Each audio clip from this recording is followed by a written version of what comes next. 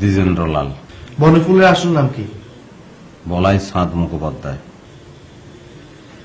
গানার রাজধানীর নাম কি? আকরা। ফুটবলের রাজা পেলে বিয়ে করেছেন কত সনে?